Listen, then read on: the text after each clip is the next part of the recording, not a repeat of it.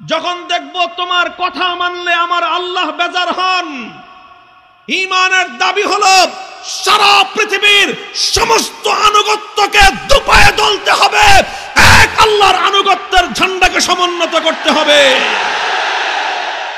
অনেকেই আছেন এখানে এমন যারা জীবনে প্রথম আজকের মজমা আমাকে সরাসরি দেখতেছেন, আর আমি তো আপনাদের অধিকাংশই এমন যে আপনাদের অধিকাংশকে আমি কোনোদিন দেখিনি। আপনারা ওলামায়ে কেরামকে মহব্বত করেন, বিশেষ করে আপনারা আমাকে মহব্বত করে আজকের এই মজলিসে আপনারা জড়ো হয়েছেন। আপনারা যেরকম আমাকে মহব্বত করেন, ভালোবাসেন, আমিও আপনাদেরকে মহব্বত করি এবং ভালোবাসি। আবেগ নিয়ে, ভালোবাসা নিয়ে আপনারা এসেছেন। আল্লাহ রাব্বুল আলামিন আল্লাহর দ্বীনের প্রতি, ওলামায়ে হকের প্রতি আপনাদের এই মহব্বত, এই আবেগ, এই ভালোবাসাকে আল্লাহ কবুল করেন।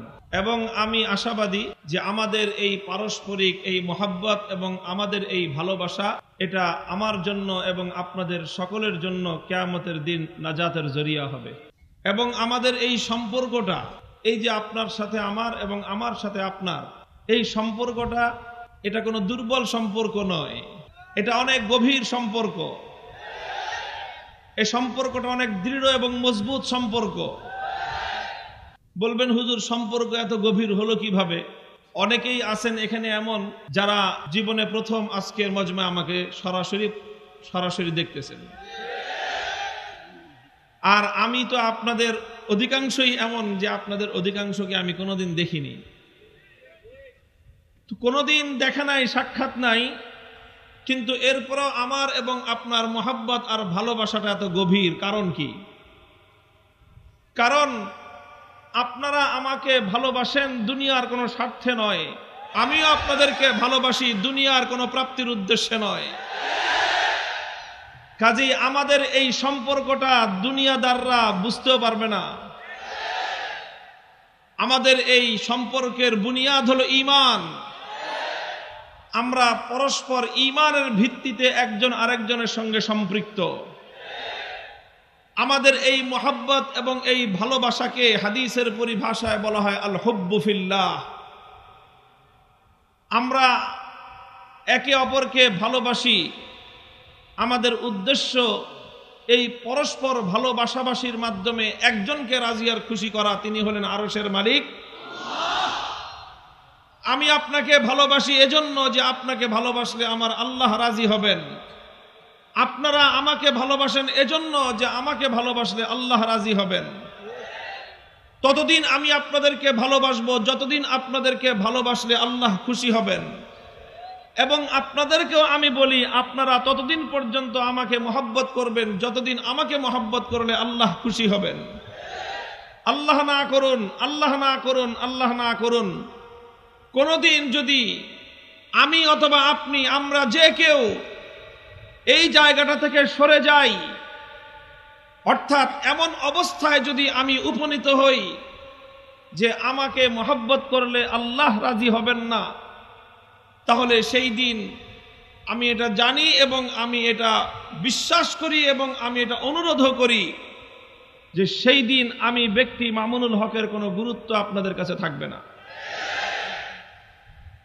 তো আমাদের এই যে মহব্বত এবং ভালোবাসার সূত্রটা হলো এক, আল্লাহকে রাজি আর খুশি করা। মান আহাব্বা লিল্লাহি ওয়া আবগাদা লিল্লাহি ওয়া আতা লিল্লাহি ওয়া মানা লিল্লাহি ফাকাদ ইসতাকমালাল ঈমান। আল্লাহর নবী বলেছেন, যে ব্যক্তি আল্লাহর জন্য 4টি কাজ করবে, কয় কাজ?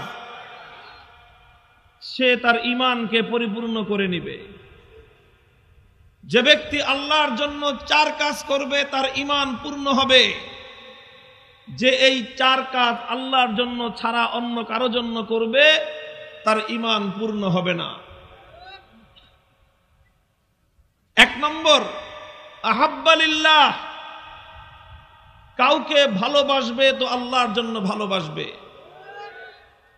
কারো সাথে শত্রুতা রাখবে তো আল্লাহর জন্য শত্রুতা রাখবে। দেখেন, মুদ্রার এপিঠ এবং ওপিঠ দুটোটাই আল্লাহর জন্য করতে হবে। শুধু আল্লাহর জন্য ভালোবাসলেন এটার দ্বারা ঈমান পূর্ণ হবে না। যেমনি ভাবে ভালোবাসতে হবে আল্লাহর জন্য, শত্রুতাও রাখতে হবে কার জন্য? শত্রুতাও রাখতে হবে আল্লাহর জন্য। যাদের সাথে আমাদের শত্রুতা, পরিষ্কার ভাষায় বলি, কারো সঙ্গে ব্যক্তিগত কোনো সহায় সম্পদ নিয়ে আমাদের দ্বন্দ্ব আর লড়াই নাই। কারো সঙ্গে ব্যক্তিগত স্বার্থ নিয়ে আমাদের ফ্যাসাদ নাই। ক্ষমতা নিয়ে কারো সঙ্গে আমাদের দ্বন্দ্ব আর লড়াই নাই। দুনিয়ার কোনো স্বার্থ নিয়ে কারো সঙ্গে আমাদের বিরোধ নাই। আমরা যদি কারো সঙ্গে বিরোধ করি, আল্লাহর জন্যই বিরোধ করি।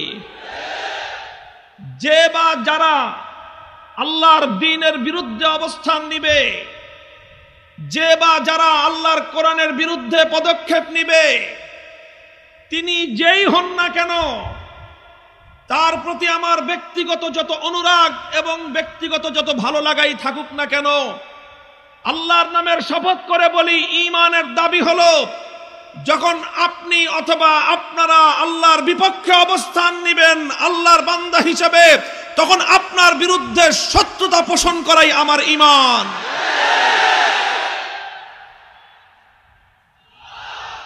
মান আহাব্বা লিল্লাহি ওয়া আবগাদা লিল্লাহ, মুহাব্বত করবে আল্লাহর জন্য, ভালোবাসবে আল্লাহর জন্য, আবার শত্রুতা পোষণ করবে আল্লাহর জন্য, দুশ্মনী রাখবে আল্লাহর জন্য। উভয়টা যখন একত্রিত হয় তখনই মুহাব্বত এবং ভালোবাসা পূর্ণতা লাভ করে। আপনি যদি আমার যে প্রিয় পাত্র, আমার প্রিয়তম, যে তার সাথে যদি আপনি শত্রুতা রাখেন, তাহলে আপনি কোনোদিন আমার প্রিয় হতে পারেন না। তাহলে আল্লাহর জন্য ভালোবাসতে হবে, শত্রুতা রাখতে হবে কার জন্য? আল্লাহর জন্য। দুটো গেল।